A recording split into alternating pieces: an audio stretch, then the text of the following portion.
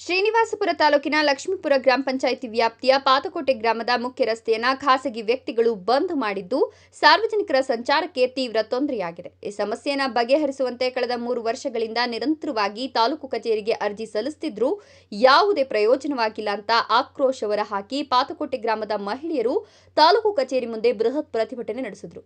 ಸಮಸ್ಯೆ ಬಗೆಹರಿಸಿಕೊಡುವುದಾಗಿ ಅಧಿಕಾರಿಗಳು ಮೇ 21 ದಿನಾಂಕ ನಿಗದಿ ಮಾಡಿದ್ರು. ಆದರೆ ಅಧಿಕಾರಿಗಳು ಸ್ಥಳಕ್ಕೆ ಬಾರದೆ ವಂಚಿಸಿದ್ದಾರೆ. ಇದರಿಂದ ಬೇಸತ್ತು ಇಂದು ಮುಂಜಾನೆ ತಾಲೂಕು ಕಚೇರಿಗೆ ನ್ಯಾಯ ಕೇಳಲು ಬಂದರೆ ಇಲ್ಲಿನ ಯಾವೊಬ್ಬ ಅಧಿಕಾರಿಯೂ ನಮಗೆ ಸರಿಯಾಗಿ ಸ್ಪಂದಿಸುತ್ತಿಲ್ಲ ಅಂತ ಪ್ರತಿಭಟನಾಕಾರರು ತೀವ್ರ ಆಕ್ರೋಶ ವ್ಯಕ್ತಪಡಿಸಿದರು. ಖಾಸಗಿ ವ್ಯಕ್ತಿಗಳು ಬಂದ್ ಮಾಡಿರುವ ಗ್ರಾಮದ ಮುಖ್ಯ ರಸ್ತೆಯನ್ನು ತಕ್ಷಣವೇ ತೆರವುಗೊಳಿಸಿ ಸಾರ್ವಜನಿಕರ ಓಡಾಟಕ್ಕೆ ಅನುವು ಮಾಡಿಕೊಡಬೇಕು. ಗ್ರಾಮದಿಂದ ಬರೋಬ್ಬರಿ 1 ಕಿಲೋಮೀಟರ್ ದೂರದಲ್ಲಿರುವ ಶುದ್ಧ ಕುಡಿಯುವ ನೀರಿನ ಘಟಕವನ್ನು ಗ್ರಾಮದ ಸಮೀಪಕ್ಕೆ ಸ್ಥಳಾಂತರಿಸಬೇಕು. ಗ್ರಾಮದಲ್ಲಿ ಸರಿಯಾದ ನೈರ್ಮಲ್ಯ ವ್ಯವಸ್ಥೆ ಇಲ್ಲದೆ ಸಾಂಕ್ರಾಮಿಕ ರೋಗಗಳ ಭೀತಿ ಎದುರಾಗಿದ್ದು ತಕ್ಷಣವೇ ಚರಂಡಿಗಳನ್ನು ಸ್ವಚ್ಛಗೊಳಿಸಬೇಕು.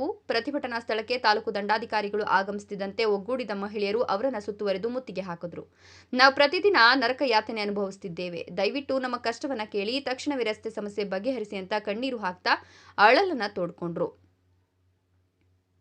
ಇನ್ನು ಗ್ರಾಮಸ್ಥರ ಅಹವಾಲನ್ನು ಆಲಿಸಿದ ತಹಶೀಲ್ದಾರ್ ಅವರು ಸಮಸ್ಯೆಯ ಗಂಭೀರತೆಯನ್ನು ಅರಿತು ಸೂಕ್ತ ಕ್ರಮ ಕೈಗೊಳ್ಳುವುದಾಗಿ ಭರವಸೆ ಕೊಟ್ಟರು. ಖುದ್ದಾಗಿ ಸ್ಥಳ ಪರಿಶೀಲನೆ ನಡೆಸಿ ತ್ವರಿತಗತಿಯಲ್ಲಿ ರಸ್ತೆ ವಿವಾದವನ್ನು ಹಾಗೂ ಗ್ರಾಮದ ಇತರ ಮೂಲಭೂತ ಸಮಸ್ಯೆಗಳನ್ನು ಬಗೆಹರಿಸಲಾಗುವುದು ಅಂತ ಭರವಸೆ ನೀಡಿದ ಬಳಿಕ ಪ್ರತಿಭಟನೆಯನ್ನು ಹಿಂತೆಗೆದುಕೊಳ್ಳಲಾಯಿತು.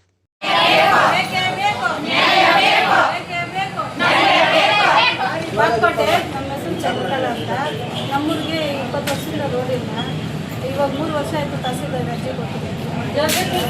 ಅವರು ರೋಡ್ ಇಲ್ಲ ನಮಗೆ. ನಿನ್ನೆ ಡೇಟ್ ಕೊಟ್ಟಿದ್ರು, ಬರಲಿಲ್ಲ. ಇವತ್ತು ಬಂದಿದ್ವಿ. 3 ಸತಿ ಇಲ್ಲೇ ಕಾತಿದ್ವಿ. ಬೆಳಗ್ಗೆ ಇಲ್ಲ, ವಿಚಾರಿಸ್ತಾ ಇಲ್ಲ. ಏನಮ್ಮ ಸಮಸ್ಯೆ? ದಾರಿನಲ್ಲಿ ಅದು ರಸ್ತೆ ನಮ್ಮದು ಗ್ರಾಮದ ಸರ್ವೆ ನಂಬರಲ್ಲಿ ಇದೆ ಸರ್. ಅವರು ಜಮೀನು ಅವರು ಬಿಟ್ಕೊಡ್ತಾ ಇದ್ದಾರೆ ಸರ್. ನಗಾಸಲ್ಲಿದೆ. ನಮಗೆ 8 ಅಡಿ ಏನಿದೆ, ಅದು ಬಿಟ್ಕೊಡೋಕ್ಕೆ ಹೇಳ್ತಾ ಇದ್ವಿ. ಅದನ್ನು ಬಂದು ಯಾರು ತಹಸೀಲ್ದಾರ್ ಯಾರು ಮಾತಾಡ್ತಾ ಇಲ್ಲ. ಸರ್ ಹೋಗಿದ್ವಿ. ಈ ವಿಚಾರವಾಗಿ ನೀವು ತಹಸೀಲ್ದಾರ್ಗೆ ಅರ್ಜಿ ಕೊಟ್ಟಿದ್ದೀರಾ? ಅರ್ಜಿ ಕೊಟ್ಟಿದ್ವಿ ಸರ್. ನಾವು ಎಷ್ಟು ತಿಂಗಳಾಯ್ತು? ನಾನು 3 ವರ್ಷ ಆಯಿತು ಸರ್. 3 ವರ್ಷದಿಂದ ಇದೇ ನಡೀತಾ ಇದೆ. ಏನು ಹೇಳ್ತಾ ಇದ್ದಾರಮ್ಮ? ಅಲ್ಲಿ ದಾರಿ ಬಿಡ್ತಾ ಇದ್ದಾರೆ. ರೋಡ್ ಹಾಕಕ್ಕೆ ಹೋದ್ರೆ ನಮ್ಮ ಜಿಲ್ಲೆ ಹಾಕೋದಿಲ್ಲ ಅಂತ ಬಿಡ್ತಾ ಇದ್ದಾರೆ. ತಹಸೀಲ್ದಾರ್ ಅವ್ರ ಜಾಗಕ್ಕೆ ಬಂದಿದ್ರಾ? ಬಂದು ಜಾಗಕ್ಕೆ ಬಂದು ಮಾತಾಡ್ಸ್ಕೊಂಡ್ಬಂದಿದ್ರು. ನಾನು ಹತ್ರದಲ್ಲಿ ಪರಿಶೀಲನೆ ಮಾಡ್ತೀನಿ ಅಂದರು. ಬಂದು ಅರ್ಜಿ ಕೊಡ್ತಾನೆ ಇದ್ವಿ. ಊರೆಲ್ಲ ಬಂದಿದ್ವಿ. ಮಕ್ಕಳಿಗೆ ರೋಡ್ ಇಲ್ಲ, ವ್ಯಾನ್ ಇಲ್ಲ. ಮಳೆ ಬಂದರೆ ಒಬ್ಬರು ಕೆಳಗೆ ಬಿಟ್ಬಿಟ್ಟು ಮೈಂಡ್ ತೊಂದರೆ ಇದೆ. ಮಳೆ ಬಂದರೆ ಓಡಾಡೋಕ್ಕಾಗ್ತಾ ಇದೆ. ಈಗ ನಿಮ್ಮ ಬೇಡಿಕೆ ಏನಮ್ಮ? ನಮ್ಮ ಬೇಡಿಕೆ ನಮಗೆ ನಮ್ಮ ಜಾಗ ಎಷ್ಟಿದೆಯೋ ನಗರದಲ್ಲಿ ಎಷ್ಟಿದೆ ಅಷ್ಟು ಅಡಿ ಬಿಟ್ಕೊಡೋಕ್ಕೆ ಇದ್ದರೆ ಕೊಟ್ಟು ಸರ್. ಅವ್ರ ಜಮೀನು ಏನು ಬೇಡ. ನಮ್ಗೆ ಊರು ಹೋಗಿ ಬರೋಕ್ಕೆ ಮಕ್ಕಳಿಗೆ ಮುದುಕಿಯರಿಗೆ ಎಲ್ಲರಿಗೂ ತೊಂದರೆ ಆಗ್ತಾ ಇದೆ. ಈಗ ಬೆಳಗ್ಗಿಂದ ಯಾರು ಅಧಿಕಾರಿಗಳು ಬಂದು ಮಾತಾಡಲಿಲ್ಲ ಅನ್ನೋದಲ್ಲಮ್ಮ? ಓಡಾಡೋಕ್ಕೆ ಅಲ್ಲಮ್ಮ, ಈಗ ಇಲ್ಲಿಗೆ ಬೆಳಗ್ಗಿಂದ ಇಲ್ಲಿದ್ದೀವಿ. ಏನಕ್ಕೆ ಬಂದಿದ್ರೆ ಏನು ಮಾತಾಡ್ತಾ ಇಲ್ಲ. ತಹಸೀಲ್ದಾರ್ ಎಲ್ಲಿ ಅಂದರೆ ಬರ್ತಾ ಇಲ್ಲ ಅಂತ. ನಾವು ಡೈಲಿ ಕೂಲಿ ಕೆಲಸ ಮಾಡೋರು ಡೈಲಿ 4 ಸತಿ ಬಂದು ಹೋಗಿದ್ದೀವಿ. ನಮ್ಗೆ ಊಟ ಕೊಡೋರು ಯಾರು? ನಾವು ತಿಂಡಿ ಯಾರು ಕೇಳೋದು? ನಾವು ನಮ್ಮ ಬೆಳಗ್ಗಿಂದ ಅಂದರೆ ಬೆಳಗ್ಗಿಂದ ಯಾವ ಅಧಿಕಾರಿಗಳು ನಿಮ್ಮನ್ನು ವಿಚಾರಿಸಿಲ್ಲ? ಎಲ್ಲಿದ್ರಮ್ಮ ಬೆಳಗ್ಗಿಂದ ನೀವು? ಇಲ್ಲೇ ಕೂತಿದ್ವಿ. ಮದ್ದು ಕೆಳಗಡೆ ಕೂತಿದ್ವಿ, ಬಿಸಿಲಲ್ಲೇ ಕೂತಿದ್ವಿ.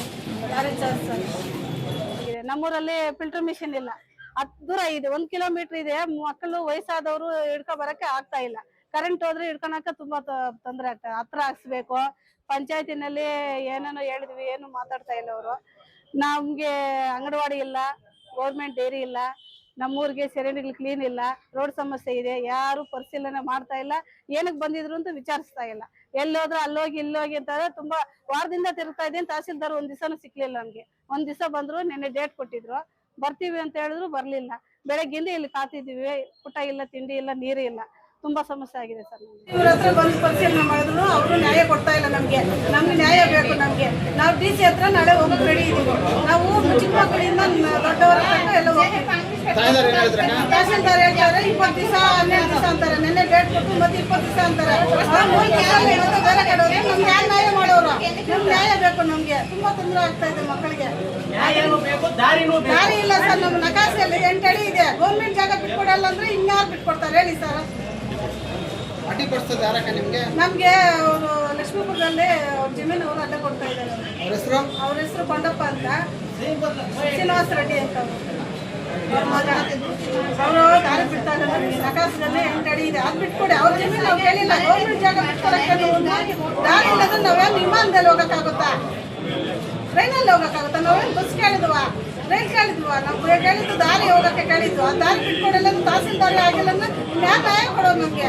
ನಾವು ಡಿ ಸಿ ಹತ್ರ ಹೋಗೋಕ್ಕೆ ನಾವು ನಾಳೆ ಇದ್ದೀವಿ, ನಮಗೆ ಡಿ ಸಿ ಆದರೂ ನಮ್ಗೆ ನ್ಯಾಯ ಕೊಡಬೇಕು. ಅವ್ರಿಗೆ ಹೇಳಿಲ್ಲ ಆಗಿಲ್ಲ ಅಂದ್ರೆ ಅವ್ರು ಉದ್ಯೋಗ ಮಾಡುವ ಪ್ರಯೋಜನ, ಅವ್ರಿಗೆ ಧಿಕ್ಕಾರ ಮಾಡ್ತೀವಿ.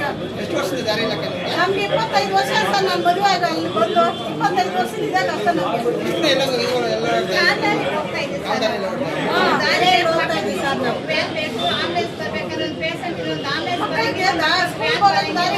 ಒಂದು ಅರ್ಜಿ